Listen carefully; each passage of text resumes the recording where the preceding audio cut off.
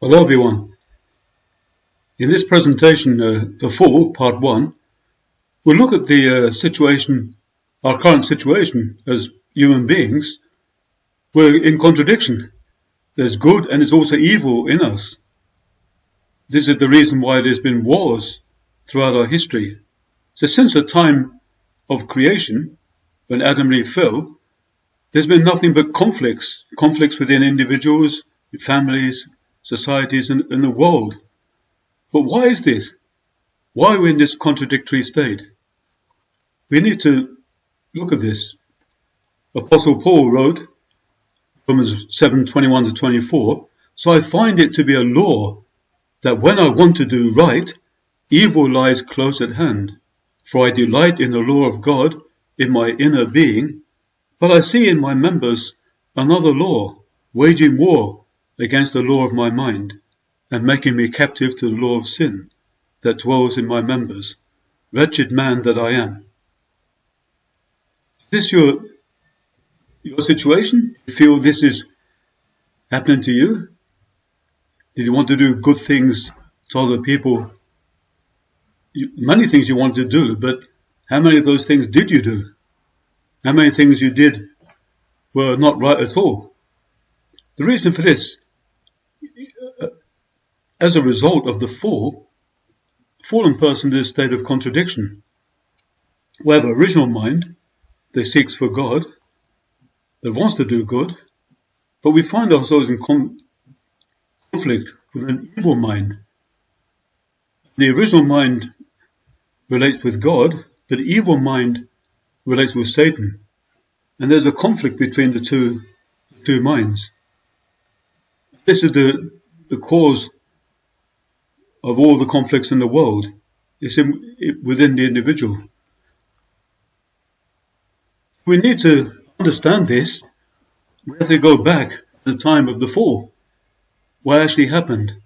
What is the root of sin? It's like a detective story. We need to look at the different components in this story, in Genesis, in the Garden of Eden, and then try to analyze them and come to understand what really happened. So in the Garden of Eden, there was a tree of life. It's standing next to the tree of the knowledge of good and evil. There was a serpent. There was a fruit. The act of eating the fruit that caused the fall. Then God's commandment. In Genesis 2:17, where God told Adam and Eve, "But of the tree of the knowledge of good and evil you shall not eat, for in the day you eat of it, you shall die." So when Adam and Eve ate that forbidden fruit, that was the fall, and that was the death. So what was the meaning of the fruit? Was it a literal apple, or a banana, or anything like this? A literal fruit? Or is there a deeper meaning? Is it symbolic? This is a vitally important question we need to understand. Because eating this fruit caused all the suffering, all the conflicts, all the wars in history. So it's a very important question. This will tell us what is the beginning of evil. Well, Jesus said, "Not what goes into the mouth defiles a man, but what comes out of the mouth, what a person says, causes sin." In other words, nothing a person eats, it may make his body sick. It won't make him a bad person. It won't make him a sinner. In Matthew 15:11. And this sin, whatever it was, has been inherited to all of humanity. All of us will all become born as sinners because of this. But nothing, a literal fruit, cannot be passed down, not even to one generation, much less to all the generations. And the third reason we could put that, the simple reason God is a God of love, 1 John 4:7 and 8. This actually opposes the idea that it was a test from God, because many people believe that God placed the fruit in the Garden of Eden just as a test, to test their obedience. And their failure to obey is the cause of the fall. So the idea is a test. But God being a God of love, he would have no reason to test his own children, especially by a means that would cause their death. The fruit, we can conclude, must be symbolic. So, if we look first at the tree of life, Adam could not reach the tree of life because of his sin. So Genesis 3:24 says that God placed the cherubim to block the way to the tree of life.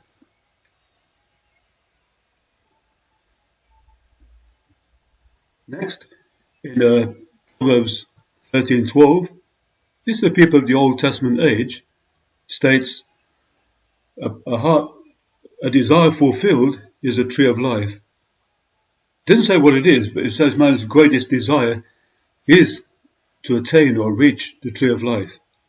But this means Jesus, the second Adam, is the tree of life. That's why 1 Corinthians 15:44 states that Jesus is the second or the new Adam.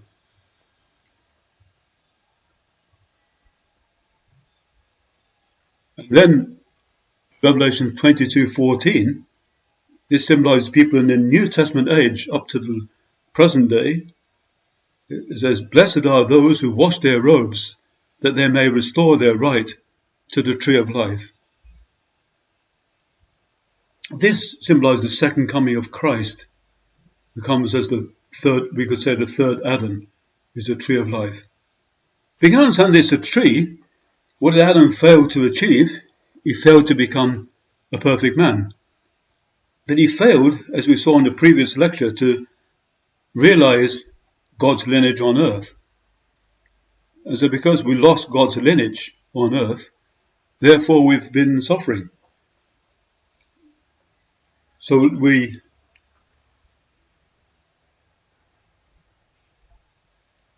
let's look at Adam in the Garden of Eden. What did he desire so much that he could not achieve? Was it something, a material wealth? But Adam had all the things he could have possibly wanted. God told him to have dominion over the creation. Power or position, another possible. Again, God gave Adam the right to have dominion over all creation, to name all the animals, and so on. But one thing he did not have is the thing to be most desired, his own perfection, the fulfillment of his own relationship with God. Because as we've seen in the principles of creation, a person who grows to reach perfection receives the full love of God, and that nothing can tempt him away from this. This is the thing to be most desired. This is what he did not have. So this is devastating. Adam failed to become the true ancestor of humanity, and it's plunged all of us into Satan's lineage with original sin. Original sin means we've descended from Satan, like Jesus said to the people at that time, John 8:44, "You're of your father the devil, and your will is to do your father's desires." So we've become children of Satan, according to Jesus, instead of children of God. So this is the meaning of the tree of life. In the next presentation, we'll look at the characteristics, the meaning of the serpent, and who or what is Satan. And eventually, further on, we'll look at the meaning of the tree of the knowledge of good and evil. So thank you for your attending this presentation. Thank you very much.